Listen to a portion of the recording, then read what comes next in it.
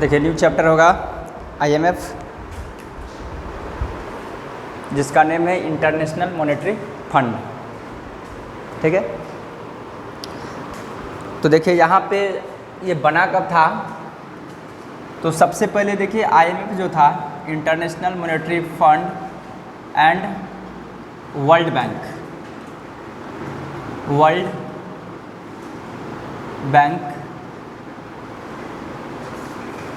Bank को यहाँ पे IBRD से समझा गया है। IBRD ये एस्टेब्लिशमेंट हुई थी 1944 में, जो ब्रेटन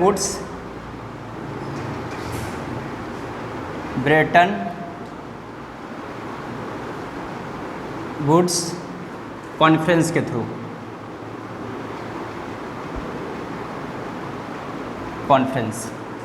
देखिए IMF का जो एस्टेब्लिशमेंट है, इसको माना गया है कि जब वर्ल्ड बैंक और IMF जब बना था, दोनों एक साथ बना था।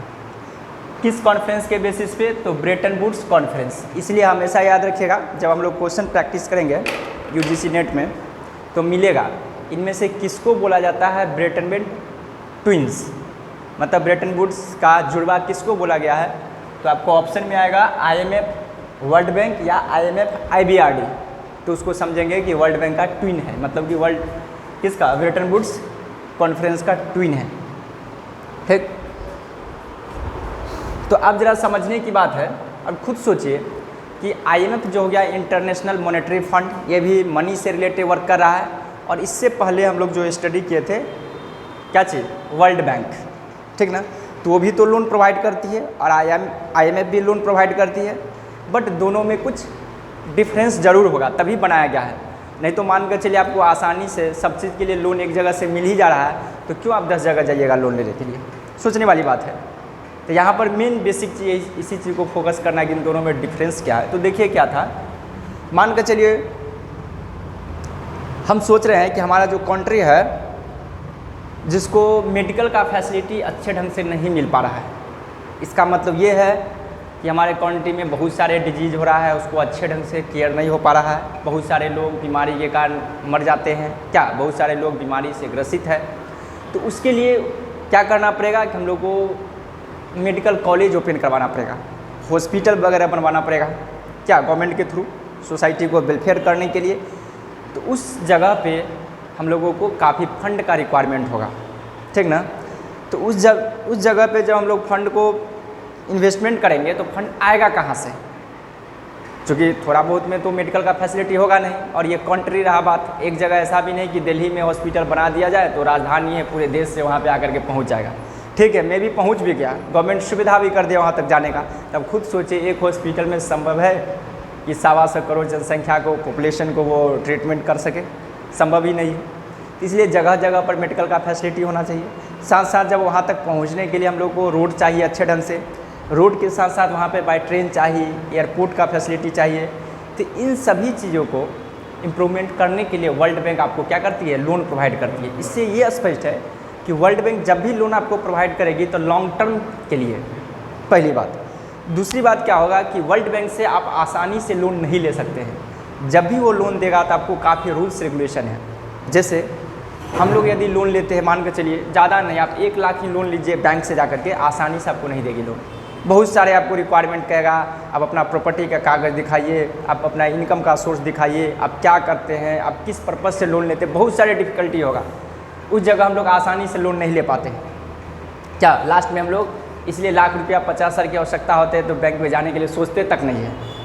यहाँ तक कि 50 हज़ार की आवश्यकता है, 5 की जगह 10% से आदमी दूसरी जगह लोन ले लेता है एक पर्सन से, बट बैंक में जाने के लिए नहीं सोच पाता, क्योंकि डिफ़िकल्टी ज़्यादा है। In the same way world bank में वही है कि जब भी आपको ये लोन प्रोवाइड करेगी तो इंफ्रास्ट्रक्चर के लिए, मतलब ये आपको देगी ग्रोथ के लिए, ग्रोथ। जैसे आपको बिल्डिंग बनवाइए, बिल्डिंग हो गया, डैम हो गया,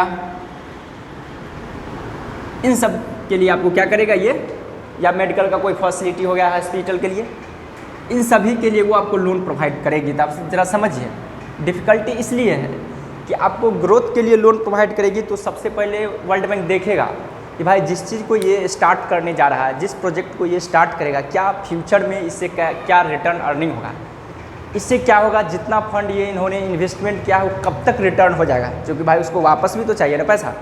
1000 करोड़ आपको कोई लोन दे देगा, किस पर्पज़ से देगा, आपको कैसे विश्वास करेगा कि 1000 करोड़ को आप अच्छे ढंग से इसको यूज कर पाइएगा कि नहीं, क्या। तो ये तभी देती है जब आपको समझ जाएगा, अच्छे ढंग से जांच पड़ताल कर लेगा कि भाई नहीं, जहाँ पे ये इन्वेस्टमेंट करेगा इससे इसको रिटर्न अर्निंग होगा और जल्दी इससे अर्निंग करके हम लोग को रिटर्न।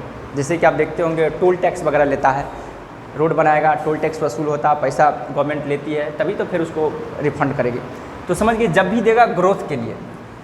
और IMF जो होगा ये वर्ल्ड बैंक हो गया, WB का होता है वर्ल्ड बैंक, समझिएगा। और IMF जो आपको लोन देगी वहाँ से आपको आसानी से लोन मिलेगा। आसानी से लोन मिलेगा कि मतलब ये टेम्प्रोरी के लिए देता है, ये शॉर्ट टर्म के लिए लोन देती है, मतलब इकोनॉमिक डेवलपमेंट के लिए। ये IMF देती सर। हाँ लोन इजीली से IMF होगा। हाँ, IMF के लिए से आप इजी से लोन ले सकते हैं। ये देगा जो इकोनॉमिक डिस्पैरिटीज होगा, जो आपको इकोनॉमिक प्रॉब्लम होगा, ठीक ना, तो आपको देगा। जैसे हाँ, समझ गए बात को, उस सिचुएशन के लिए वो देगी। मतलब ये कि आपके पास बहुत सारे रिसोर्स है लेकिन आपके पास पैसे की कमी है, जिसके कारण उस रिसोर्स का आप यूटिलाइजेशन नहीं कर पा रहे हैं, जिसके कारण आपको इकोनॉमिक ग्रोथ नहीं हो रहा आपकी कंट्री का, इंपोर्ट एक्सपोर्ट में आपको प्रॉब्लम हो रही है, ठीक ना। तभी ना बोला गया IMF जो देती है बैलेंस ऑफ पेमेंट को, जहाँ पे डिफ़िकल्टी होती है जिस कंट्री को बैलेंस ऑफ पेमेंट में, उसको सुधारने के लिए देती है। क्या तो कैसे सुधरेगा, जब आप प्रोडक्शन करेंगे, ज़्यादा से ज़्यादा सामान बेचेंगे, तभी बैलेंस होगा, बैलेंस ऑफ पेमेंट। तो ये समझ गए, जब भी देगा इकोनॉमिक डेवलपमेंट के लिए या इकोनॉमिक ग्रोथ के लिए, मतलब आपका जो मतलब GDP कैसे बढ़े, अल्टीमेटली आपको GDP बढ़ाने का तरीका बताएगा। इन दोनों में यही डिफरेंस है, समझ गए। ये क्या है, ये फंड भी एक तरह से, इंटरनेशनल मॉनेटरी फंड जो इसको फंड भी बोला जाता है, ठीक है। हाँ, और ये वर्ल्ड बैंक, समझ गए। तो ये हमेशा याद रखिएगा, ये देगा शॉर्ट टर्म के लिए लोन देगी और वो लॉन्ग टर्म के लिए। शॉर्ट टर्म आपको जो क्राइसिस है उस क्राइसिस को सुधारिए। जैसे अभी एग्जाम्पल हम दिए थे क्या चीज़, कि हमारे देश में मेडिकल की सुविधा नहीं है, जिसके कारण बहुत सारे पर्सन जो है मेडिकल की सुविधा के कारण मर जाता है, इलाज नहीं हो पाता है। तो उस चीज़ को मेडिकल कॉलेज खुलवाने के लिए आपको दे देगा वर्ल्ड बैंक। लेकिन अगर एकाएक हमारे पास यदि किसी प्रकार का इलनेस हो गया, बीमारी हो गया, डिजीज हो गया, हमारे पास पैसे नहीं है, जिसके कारण हम हॉस्पिटल का फैसिलिटी नहीं ले पा रहे हैं, तो हम जो तत्काल में दिखाने के लिए जो लोन लेंगे उसको बोला जाता है IMF। समझ गए बात। इन दोनों में यही डिफरेंस है। एक क्या है कि पूरे ओवरऑल कंट्री को फैसिलिटी देने के लिए हो गया वर्ल्ड बैंक, ये पार्टिकुलर चीज़ के लिए हो गया, यानी कि प्रेजेंट में जो आपको प्रॉब्लम है, क्राइसिस है, उस क्राइसिस को दूर करने के लिए दिया जाएगा। समझ गए। तो यहाँ पे भी हम लोग पढ़े थे, इसका मेन मोटिव क्या था आपका, यहाँ पे मेन मोटिव था वर्ल्ड बैंक का पॉवर्टी को रिड्यूस करना है, ठीक है, और स्टैंडर्ड लिविंग इम्प्रूवमेंट करने के लिए पीपल का। यहाँ पर क्या होगा, बैलेंस ऑफ पेमेंट जो है BOP, किसी भी कंट्री को बैलेंस ऑफ पेमेंट में किसी प्रकार का डिफ़िकल्टी है, उस डिफ़िकल्टी को दूर करेगा। साथ साथ देखिए क्या करेगा, इंटरनेशनल मॉनेटरी कोऑपरेशन करता है। इंटरनेशनल लेवल का जो मॉनेटरी का प्रॉब्लम होता है उसमें कोऑपरेशन करेगा, कोऑपरेट करेगा आपको, ये काम है। दूसरी इसका काम ये है कि जो किसी भी कंट्री को अगर बैलेंस ऑफ पेमेंट में किसी प्रकार का डिफ़िकल्टी है, उस डिफ़िकल्टी को दूर करने के लिए लोन देगा। उसके बाद क्या करेगा, इंटरनेशनल करेंसी को स्टेबिलिटी करने के लिए देगा। इंटरनेशनल करेंसी में जो स्टेबिलिटी है, मतलब स्थिरता रखने के लिए, होता ना कि डॉलर के काफ़ी 60 से एकाएक हो जा रहा है 200, किसी इंडियन करेंसी का एकाएक रेट गिर जा रहा है, क्या इस तरह से जापान का क्या है येन मिन बी, उसमें ये हो जा रहा है। चाइना का है, सॉरी, जापान का येन है, चाइना के येन मिन बी, यहाँ पे आएगा येन मिन बी, ये है चाइना का करेंसी। हाँ, येन भी शॉर्ट में बोलता है, हाँ, येन मिन बी, ठीक है। अब देखिए, ये तो समझ गए इंटरनेशनल मॉनेटरी फंड कब है, लेकिन ये ब्रेटन वुड्स कॉन्फ्रेंस में बना, लेकिन IMF का जो एस्टेब्लिशमेंट का डेट जो दिया गया है, ये हमेशा याद रखिएगा, 27 दिसंबर 1945 को डेट इसको माना गया है, अपना एग्जिस्टेंस में आ गया। जब भी एग्जाम में पूछेगा 1945 ऑप्शन होगा, वहाँ पे मारेंगे। ऐसा भी होगा कि 1945 नहीं दिया रहेगा तो 1944 में डेट मारेंगे, यहाँ भी दिया रहता है, दोनों ऑप्शन है, 44 45 दोनों। हाँ, ये हमेशा याद रखिएगा। हाँ, IMF का, लेकिन एग्जैक्ट इसका डेट क्या है? 27 दिसंबर 1944 इसलिए दिया गया कि यहाँ से ये सब बना था। हाँ, अब यहाँ समझिए जरा, इसका हेडक्वार्टर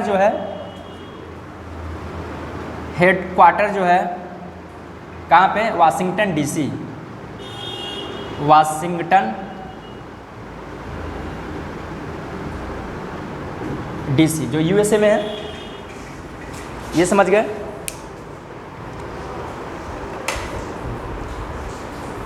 वाशिंगटन DC, यहाँ तक समझ गए। इसका वर्ल्ड बैंक का वाशिंगटन में ही है। हाँ, इसका भी वहीं पे है, सिर्फ उसका WTO का है जिनेवा में है, और अंकटाड का भी, चूँकि दोनों का फंक्शन सेम ही है। हाँ, IBRD का जहाँ पे ये है वर्ल्ड बैंक, उसका चूँकि ग्रुप ही मेंबर है ना। हाँ, तो सिर्फ देखिए दो चीज़ का है आपको, जिनेवा स्विट्जरलैंड में है, किसका? तो इसका वर्ल्ड ट्रेड और अंकटाड, चूँकि अंकटाड का भी वही फंक्शन है जैसे WTO का जो फंक्शन है, बट डिफरेंस यही है कि WTO जो आया था अक्सर उसमें डेवलप कंट्री का चलता है, ठीक है ना। तो डेवलपिंग कंट्री या जो अंडर डेवलप है, सोचा कि भाई हम लोग को तो लॉस है, ठीक ना, तो इसलिए वो एक संस्था बनाया जो आया, अंकटाड आया, वो भी जिनेवा में ही है। तो अंकटाड अभी बताया नहीं, वो भी पढ़ाया जाएगा। United nation conference trade and development, उसका भी ट्रेड से ही रिलेटेड काम है, पॉलिसी बनाना, फॉर्मुलेशन करना, ये सब काम है। अब देखिए यहाँ तक हम लोग समझ गए।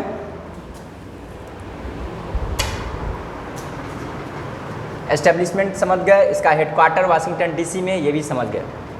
अब देखिए IMF का जो काम क्या है वो भी बता दिए, किस पर्पज से आया था, ये भी हम लोग समझ गए। क्या समझे? बैलेंस ऑफ पेमेंट में डिफिकल्टी होगा उसको ये करेगा, इंटरनेशनल करेंसी में जो अनस्टेबल होगा उसको स्टेबिलिटी करने के लिए देगा, ठीक है। इंटरनेशनल मॉनेटरी को कोऑपरेशन, अनस्टेबल अनइक्वल हो गया। जैसे देखिए फॉरेन करेंसी अनस्टेबल होने का कई कारण हो सकता है। पहला तो ये भी हो सकता है कि आप एक्सपोर्ट कम कर रहे हैं, इंपोर्ट ज़्यादा कर रहे हैं। तो देखिए सबसे मेन कॉज क्या होता है, ये तो नॉर्मल हो गया भाई, तब खुद सोचिए क्या होता है वो ज़रा समझिए। मान कर चलिए अमेरिका से और इंडिया के हम कंपेरिजन कर रहे हैं, ठीक है, करेंसी में। मान कर चलिए US डॉलर और अमेरिका का रुपीज़ के बारे में कि कम बेसी होने का क्या रीज़न है। तो पहला देखिए एक ये होता है कि जब भी करेंसी छपता है तो गोल्ड से छपता है। मान कर चलिए ये स्विस बैंक है जहाँ पे ये है, तो मान कर चलिए इंडिया भी गया और अमेरिका भी गया, ठीक है, ये दो देश गया। यहाँ मान कर चलिए हेड है HOD बैठा हुआ, जहाँ से करेंसी छापने के लिए ये लोग अपना प्रस्ताव लेकर आएगा कि भाई हमको 1000 करोड़ या इतना समथिंग हमको छापना है। तो देखिए क्या होता है, ये यहाँ से ऑर्डर लिया, प्रस्ताव रखा कि हमको चाहिए 1000 रुपया चाहिए छापने का। हम एक एग्जाम्पल दे रहे हैं, 1000 तो छापेगा, जब भी छापेगा 1000 10 सर्विस करो, लेकिन 1000 की एग्जाम्पल। और अमेरिका भी बोलेगा कि हमको भी भाई 1000 छापना है US डॉलर। अब देखिए इन दोनों में डिफरेंस क्या होता है। तो ये जो हेड है ये इससे पूछेगा कि भाई इसके बदले तुम क्या दोगे। अमेरिका कहेगा कि हम आपको 50 kg गोल्ड देंगे, सोना, चूँकि स्वर्ण जमा कीजिएगा तभी पैसा छाप सकते हैं। 50 kg गोल्ड देंगे।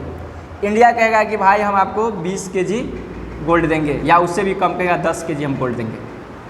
लेकिन अथॉरिटी दोनों का देगा पैसा छापने के लिए, कहेगा जितना छापना छाप लो। ये नहीं कहेगा कि भाई अमेरिका जो 50 kg गोल्ड जमा किया है, ठीक ना, तो 1000 छाप रहा है, तुम 10,000 में ही 10 kg में ही 1000 क्यों छापा, ऐसा क्वेश्चन वो नहीं करेगा। वो आपको अपने आप को वो उस पर असर पड़ेगा। तो देखिए क्या असर पड़ेगा, तो इसलिए क्या हुआ, देखिए ये 5 गुना ज़्यादा जमा किया ना अमेरिका को। इसका मतलब अगर इंडियन करेंसी 1 रुपया होगा ना, 5 रुपया देगा अमेरिका को, तो अमेरिका के $1 के बराबर करेगा। क्यों?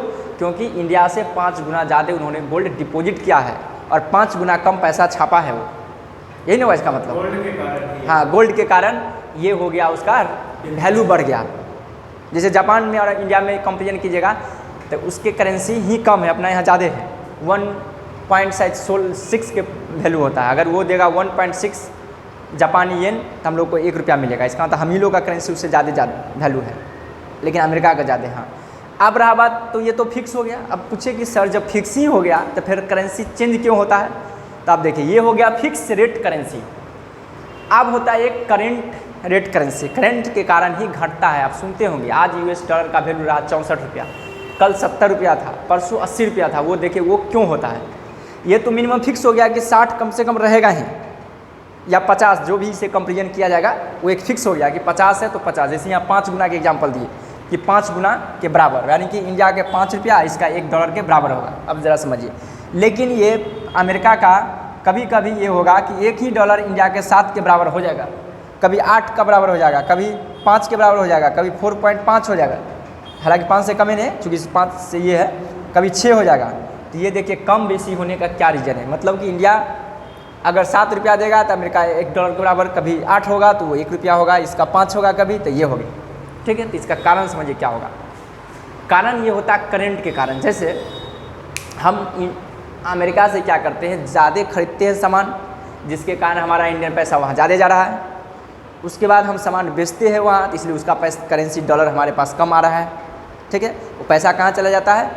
RBI के पास चला जाता है, क्योंकि वो होता है मिनिमम करेंसी को रिजर्व करके रखता है। RBI का रूल होता है, जो भी सेंट्रल बैंक होता है वो मिनिमम करेंसी रिजर्व रखता है फॉरेन करेंसी को। ठीक ना? तो जब ये इस तरह हुआ, साथ साथ क्या हुआ कि हमारा जो इंडियन जो पर्सन है, पीपल, अमेरिका में भी जॉब कर रहा है, अमेरिका का पर्सन यहाँ भी जॉब कर रहा है। अब जब नेट देखा जाए तो हो सकता है कि वो सब यहाँ से ज़्यादा कमा कर जा रहे हैं, हम लोग यहाँ से कम कमा के आ रहे हैं। इसका मतलब ये हुआ कि इंडियन करेंसी अमेरिका के पास ज़्यादा हो गया और अमेरिकन US डॉलर हमारे पास कम हो गया। तो क्या होगा देखिए, तब हमारे इंडिया में रुपीज़ की कमी हो जाएगा, क्योंकि हमारा ज़्यादा पैसा चला गया अमेरिका में।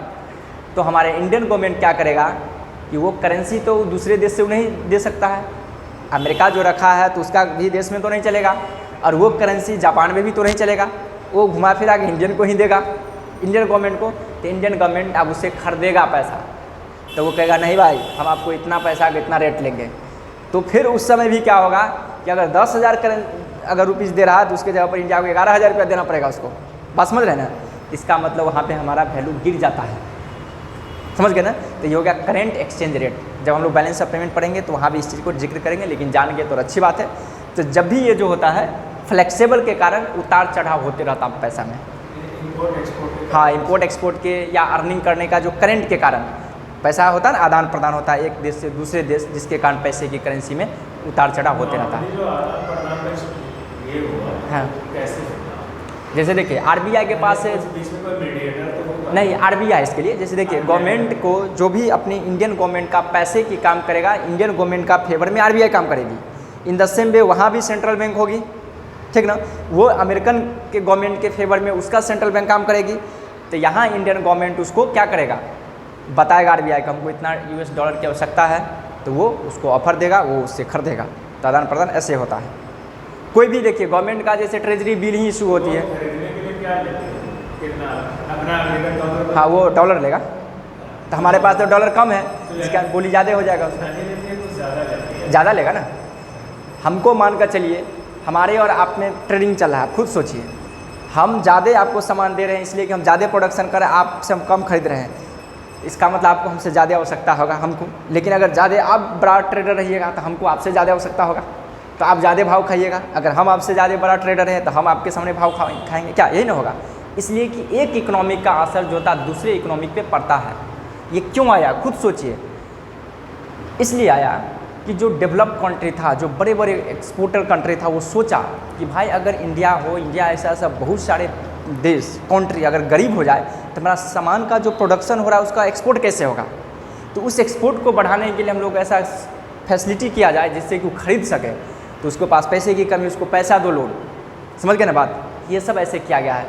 आप खुद सोचिए ना, आप जाइए दिल्ली में जाइए, कभी मुंबई में जाइए, कभी साउथ के कोई जगह पे जाइए, मानते हैं हैदराबाद ऐसे शहर में जाइए, हर जगह का स्टैंडर्ड लिविंग देखिएगा अलग अलग है।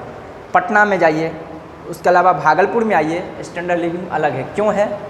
क्योंकि अगर हम जाते हैं दिल्ली में, वो राजधानी, वहाँ पे बड़े बड़े लोग ज़्यादा रहता है, इसलिए जो निम्न लोग जो है वो भी अर्निंग ज़्यादा कर लेते हैं, इसलिए कि उसका खर्चा इसका इनकम हो जाएगा।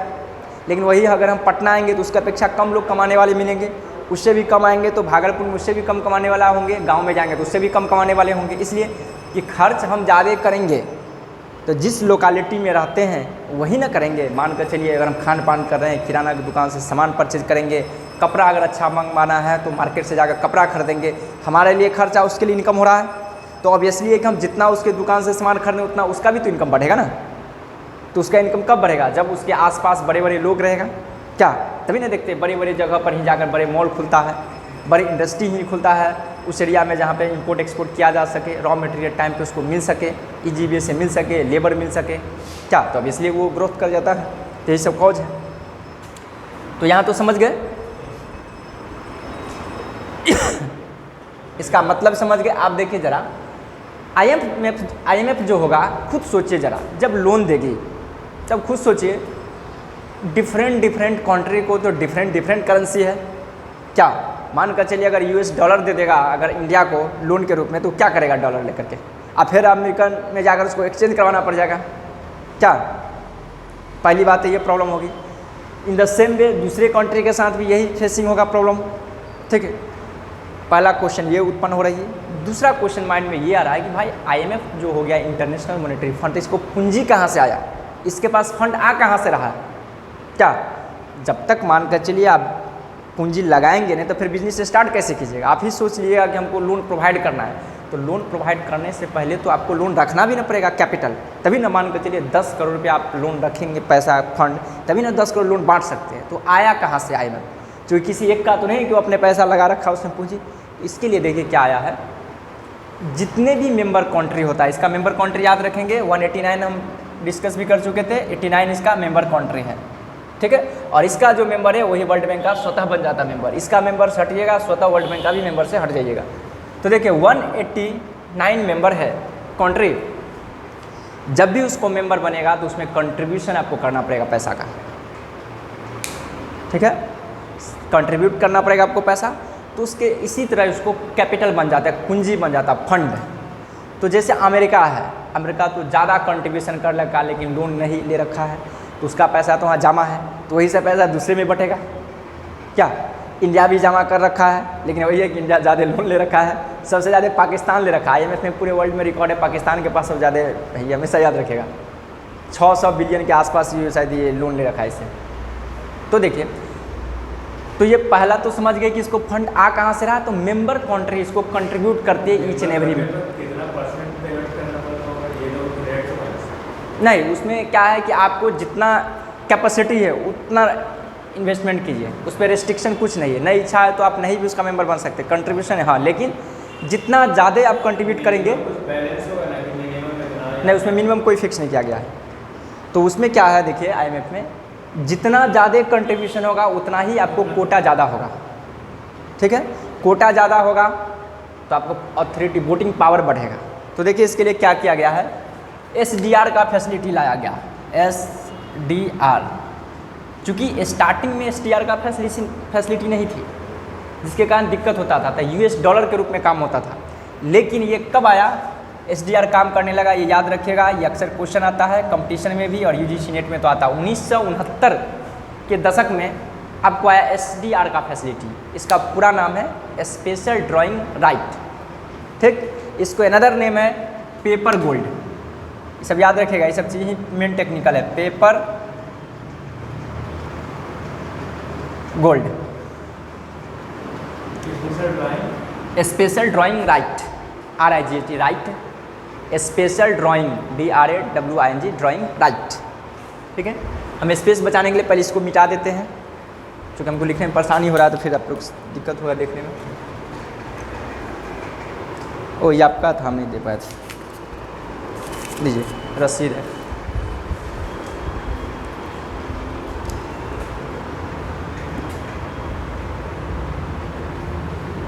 वन 189 मेंबर तो आप लिख ही लिए हैं।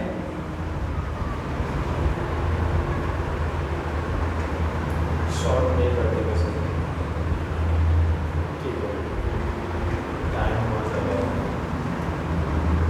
क्या हो गया, टाइम ज़्यादा हो गया, शॉर्ट नहीं करते और जल्दी छुट्टी। नहीं, हम 1:30 बजे हम कहने ही वाले थे कि आप आइएगा 1:30 बजे से। ठीक ना, आधा घंटा एक्सटेंड कर दिया था टाइम, कोई दिक्कत नहीं आप लोग, आधा घंटा के लिए क्या कल प्रॉब्लम। से हो जाएगा। हाँ कल से 1:30 बजे आइएगा, ठीक ना। हम आप लोग को बोल नहीं पाए थे, फिर सोचे आधा घंटा 10 मिनट ऐसे भी सब लेट से आता है, इसलिए हम बोले नहीं, सोचे क्लास में ही अनाउंस कर देंगे। ठीक है, कल से कर लेंगे। तो देखिए स्पेशल ड्राइंग राइट क्या है, SDR, ये हमेशा याद रखिएगा। स्पेशल ड्राइंग राइट इसको बोला जाता है, special drawing right, special drawing right, इसी को बोला जाता है पेपर गोल्ड, पेपर गोल्ड। ये फैसिलिटी आया था आपको 1969 से, ठीक ना। Paper gold. हाँ, अब देखिए ये जो SDR जो चलता है, स्पेशल ड्राइंग राइट जो होता है, 5 बास्केट करेंसी इसको भी बोला जाता है। ये कैसे बनता है वो जरा समझिए। तो स्पेशल ड्राइंग राइट समझ गए। इस स्पेशल ड्राइंग राइट में कोटा सिस्टम एक होता है, QUOTA, कोटा। कोटा में क्या होता है, 5 बास्केट करेंसी,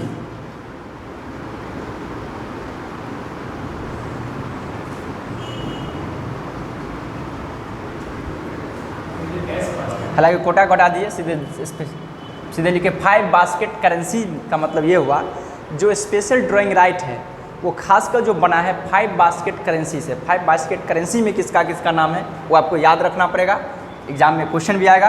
तो क्या क्या है वो देखिए, US डॉलर, ये इसी में आएगा। हाँ डॉलर,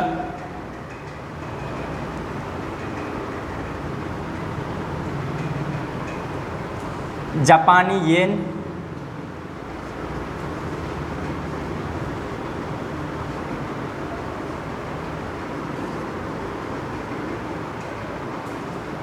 उसके बाद इंग्लैंड, ब्रिटिश के पाउंड, जापानियन, ब्रिटिश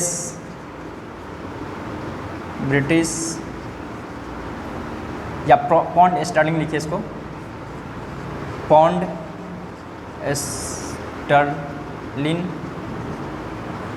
पाउंड जो समझते हैं जो इंग्लैंड का होता है, US डॉलर, जापानी येन, पाउंड स्टर्लिंग, रेनमिनबी,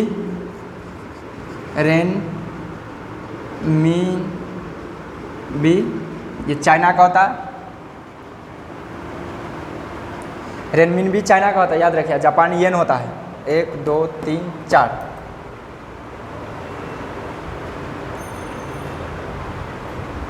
और ये यूरो में भी रहता है ना, एक मिनट देख लेते थोड़ा, 5 को रहता है बास्केट में।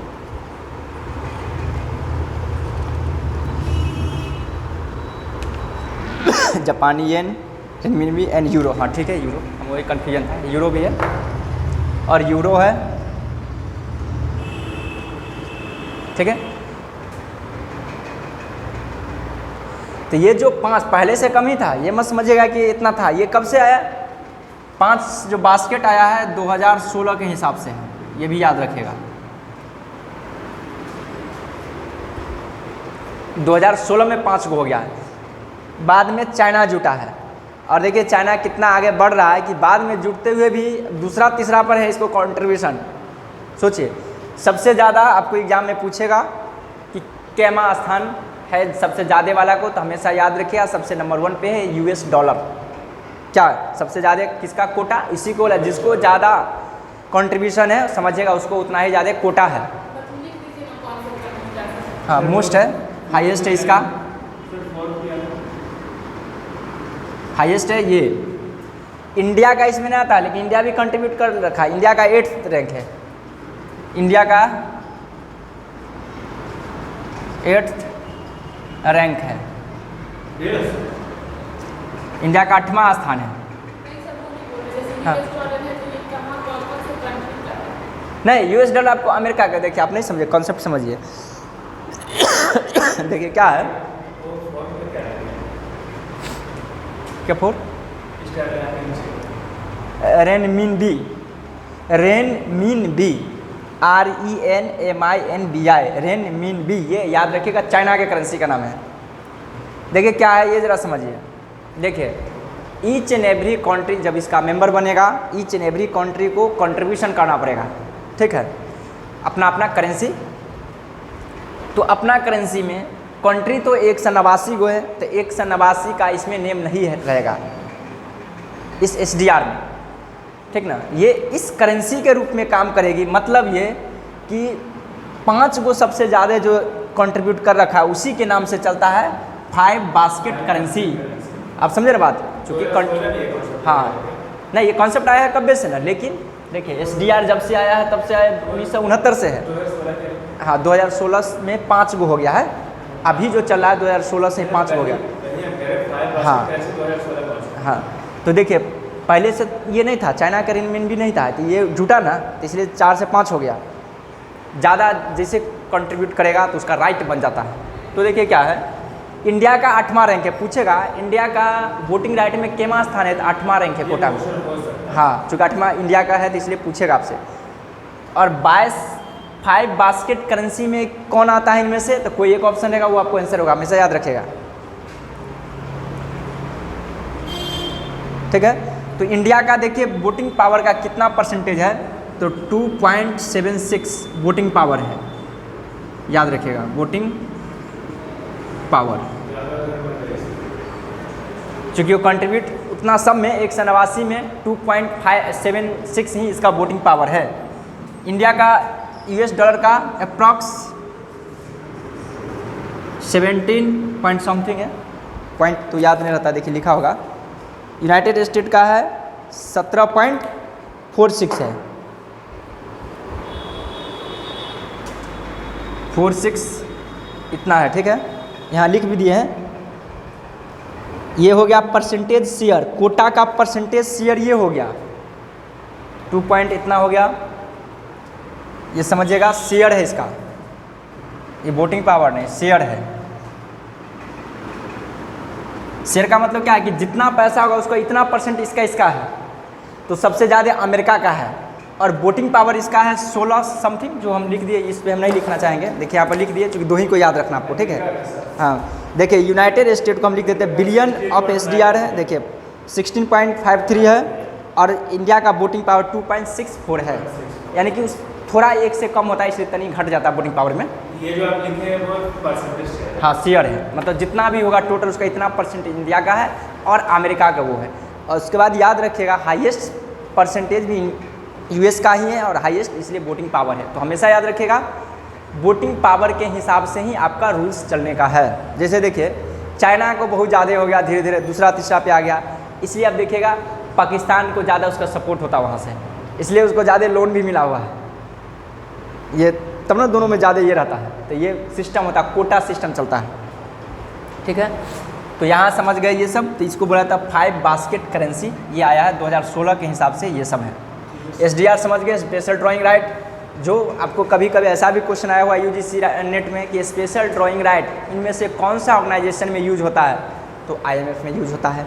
स्पेशल ड्राइंग राइट कब से प्रचलन में है, तो 1969 से प्रचलन में है। 5 बास्केट करेंसी में इनमें से कौन सा करेंसी है, तो उसमें से कोई एक ऑप्शन रहेगा, वो हो जाएगा, या चारों ऑप्शन होगा तो ऑल ऑफ दिस। देखिए इसका काम यही है कि इसी करेंसी में वो काम करेगा, इसी के बेसिस पे उसको करेंसी को डिटर्मिनेशन किया गया है, IMF का ये काम है उसका, समझ गए। जो मान हाँ जैसे 5 गो 189% कंट्रीब्यूशन किया, उसमें से हाईएस्ट 5 गो जो शेयर दे रखा है उसी को करेंसी में काम होता है, बात समझ गए ना। जैसे कि मान कर चलिए अगर जब हाँ जैसे कि पाकिस्तान गया लोन लेने के लिए, पाकिस्तान को ज़्यादा ट्रेडिंग हो रहा है चाइना से, तो उसको चाइना के पैसा अच्छी दे देगा रेनमिनबी। नहीं ऐसा कुछ करके नहीं दिया है, हाँ मेंशन भी नहीं किया लोएस्ट क्या है इसमें, नहीं तो हम खोज करके डालते उस पर। ऐसे देख लिया करेंट में, अगर नेट में दिया हो तो लिख लिया, अभी तक क्वेश्चन भी नहीं है। हाँ हाँ ठीक, हाँ तो यहाँ पर लिख लीजिए ब्रैकेट में, $, अमेरिका का है, यानी कि सीधे USA लिख सकते हैं, United State of America. Japan yen, ये जापान का है करेंसी। पाउंड स्टर्लिंग ये इंग्लैंड का है, ब्रिटिश लिखिए चाहे, पाउंड स्टर्लिंग ब्रिटिश का है। रेनमिनबी चाइना का करेंसी है, यूरो यूरोपियन कंट्री का है क्या, ये तो फेमस ही है।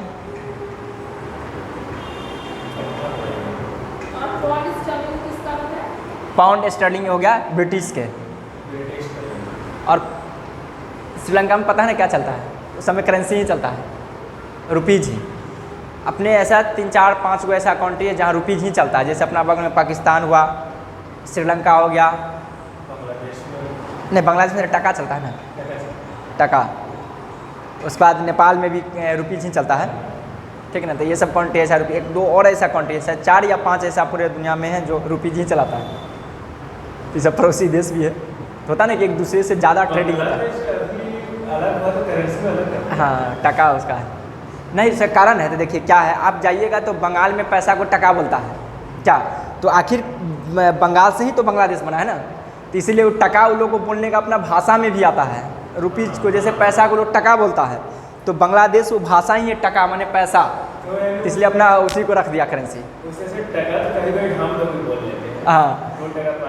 हाँ तो बंगाल में जैसे सब टका ही बोलेगा, कितना टका का ये है कुछ अलग भाषा है। हाँ तो ये समझ गए, इसका वोटिंग पावर, इसका डिटर्मिनेशन होता है ऑन द बेसिस ऑफ इसका कंट्रीब्यूशन ऑफ शेयर का। यहाँ तक हम लोग कॉन्सेप्ट समझ गए। अब देखिए इसमें क्या है, आईएमएफ जो होता है कुछ रिपोर्ट पब्लिश करती है, report.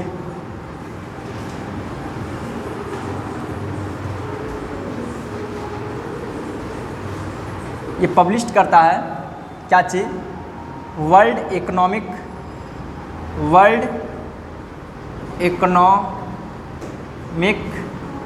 Outlook, world economic outlook. हाँ ये आईएमएफ इशू करती है वर्ल्ड इकोनॉमिक, उसके बाद world financial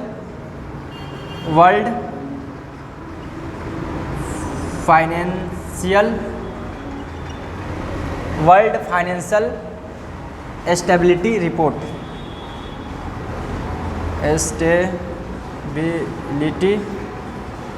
world financial stability report.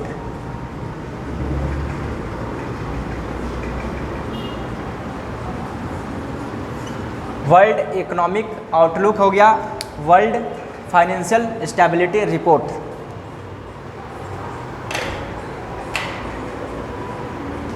World economic outlook है, वर्ल्ड फाइनेंशियल स्टेबिलिटी रिपोर्ट, दो चीज़। देखिए वर्ल्ड इकोनॉमिक्स आउटलुक नेम से ही पता चलता है कि इकोनॉमिक्स से रिलेटेड कि कौन कंट्री का कैसा इकोनॉमिक है क्या, ये सब है। वर्ल्ड फाइनेंशियल स्टेबिलिटी रिपोर्ट जैसे वो करेंसी से रिलेटेड कि किसका बैलेंस ऑफ पेमेंट कैसा है नहीं है, क्योंकि जिसका जो काम है उसी से रिलेटेड वर्क करेगा, तो उससे रिलेटेड ये अपना देख रेख करेगा, रिपोर्ट प्रस्तुत करेगा, तभी ना उसको लोन वगैरह देगा, नहीं तो ऐसे कैसे दे सकता है किसी को लोन। यहाँ तक, हाँ यहाँ तक समझ गए, इसमें इतना ही काफ़ी है, ये हमेशा याद रखिएगा।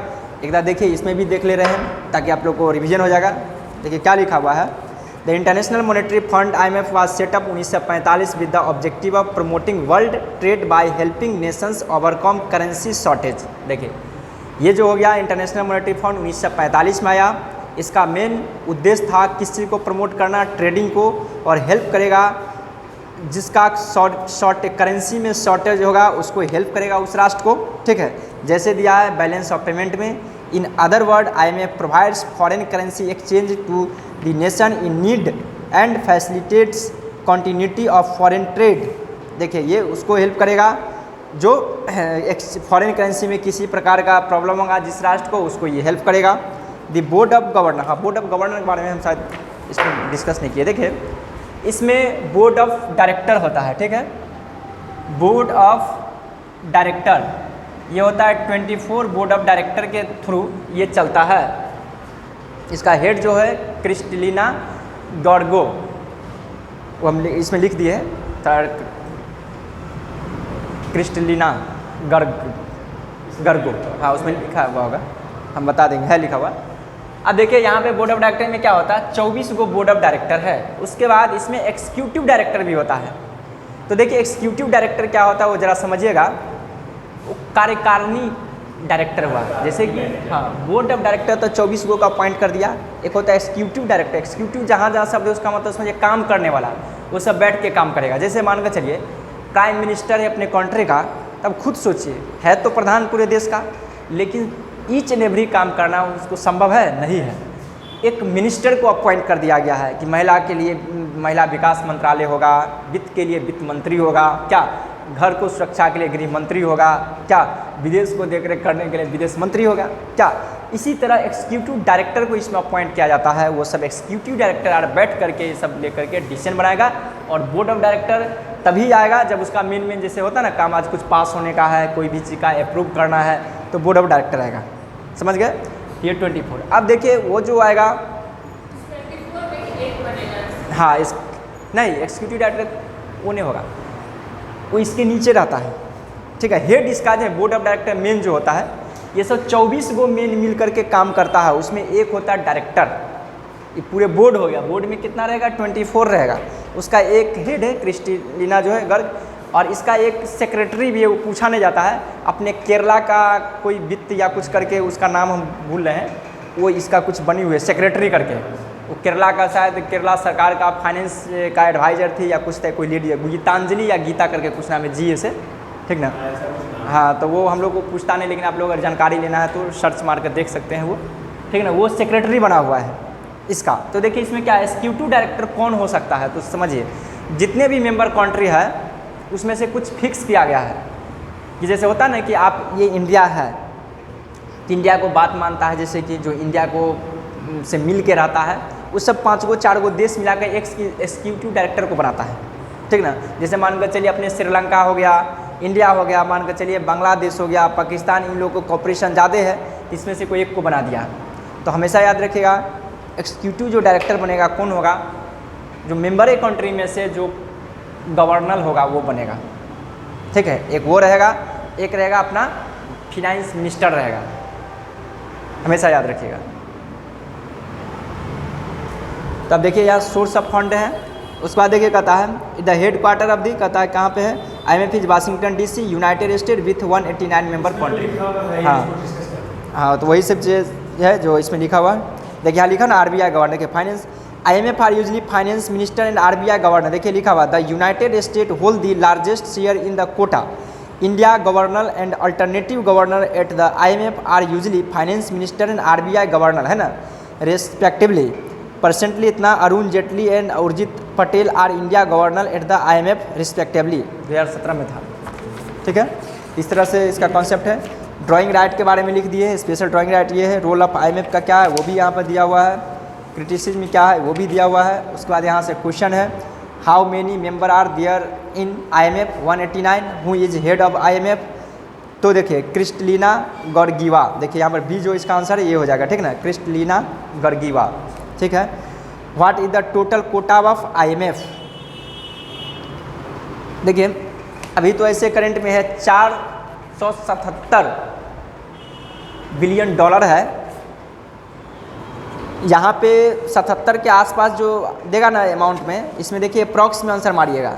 तो देखिए यहाँ तीसरा नंबर में देखिए 475 के आसपास दिया है ना मिलियन ऑफ SDR, तो 475 मारिएगा, 477 करके ये होता है, तो उसके आसपास जो रहेगा ना वो आंसर मारिएगा। तो यहाँ बी हो जाएगा आंसर 5वां के। What is the total quota of IMF, तो 4,75,605 मिलियन ऑफ SDR है। The old Bretton Woods monetary system gold was demonetise by the IMF in, ये सब है, अब देख लीजिएगा सब। Who is the largest quota holding country IMF है, सब दिया हुआ। What is the total voting share of India in, देखिए इंडिया का वोटिंग पावर पूछ दिया था 2.64 होगा क्या, और शेयर है 2.76 है, उसको जीरोक्स करवा लीजिएगा। वो तो सब तो लेकर नहीं आए, एक ही बार करवाइएगा तो आप दूसरे दिन करवाइए, इनको दे दीजिए, आज करवा लेंगे जीरोक्स। अगर सब एक बार करवाइएगा तो ये वाला आप आज पहले वाला है, हाँ दे दीजिए। वो कौन वाला आज नहीं दिए, वो आज तो आप ही के पास जीरोक्स करवा लीजिएगा। हाँ ये दे दीजिए, IMF दे दीजिए।